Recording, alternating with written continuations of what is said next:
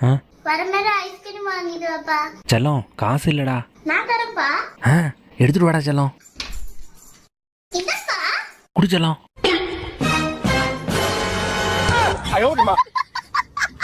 செல்லம், அப்பா உள்ள ஏதோ முக்கியமான வேலையா இருக்காரு, நீ போய் டிஸ்டர்ப் பண்ணிடாத, சரியா? சரிம்மா. அப்படி என்ன முக்கியமான வேலை?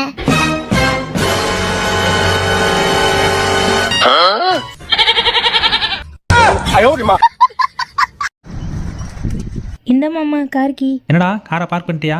பண்ணிட்டேன். எங்க? தோ.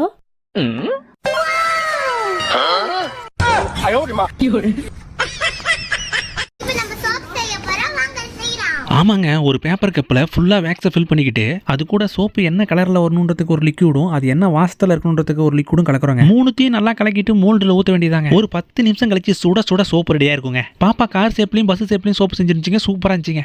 மாமா மாமா உள்ள போய் பாருங்க, பாப்பா இன்னைக்கு என்ன பண்ணி வச்சிருக்குன்னு. அப்படி என்னடா பண்ணிச்சு?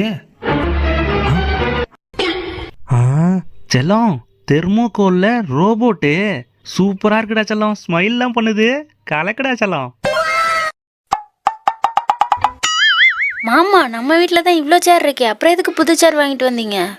பாப்பாவோட ஸ்கூலுக்கு பேரண்ட்ஸ் மீட்டிங்க்கு போயிருந்தேன். டேக் யுவர் சீட்டுனாங்க, அதான் எடுத்துட்டு வந்துட்டேன்.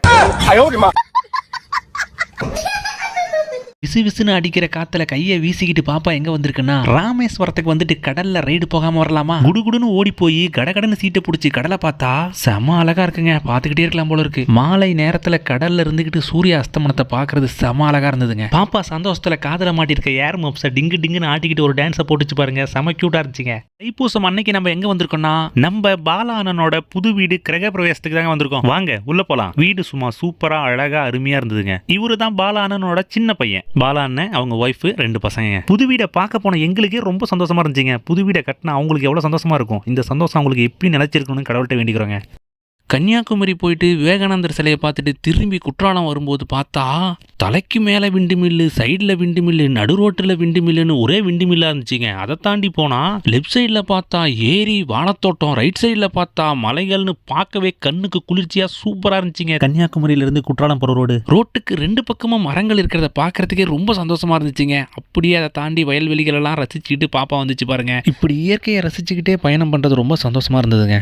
இப்ப பாப்பா கையில இருக்கிறது தான் AK-57. இதுக்குள்ள முழுசா 3 பேட்டரியை உள்ள போட்டு மூடிட்டா அந்த கண்ணு ரெடி ஆயிடுங்க. இதை வச்சு சுடணும்னா குண்டு தேவையில்லைங்க, சோப்பாயில் இருந்தா போதும். அதுல 2 முக்கி சுட ஆரம்பிச்சிட்டா தோசையை விட ஸ்பீடா பபுள்ஸ் வருங்க. அதுக்கப்புறம் என்ன, பாப்பாவை கொண்டாட்டம் தான். பபுள்ஸை பொங்கல் மாதிரி பொங்க விடுறதும் மத்தாப்பு மாதிரி தெறிக்க விடுறதும் செம சேட்டங்க. இது மாதிரி பபுள்ஸ் எல்லாம் விட்டு விளையாடுறீங்கன்னா பபுள்ஸ் விழுந்த இடத்த மறக்காம தொடச்சு விட்டுருங்க ஃப்ரெண்ட்ஸ், எல்லாம் வலி கூட்டுரும்.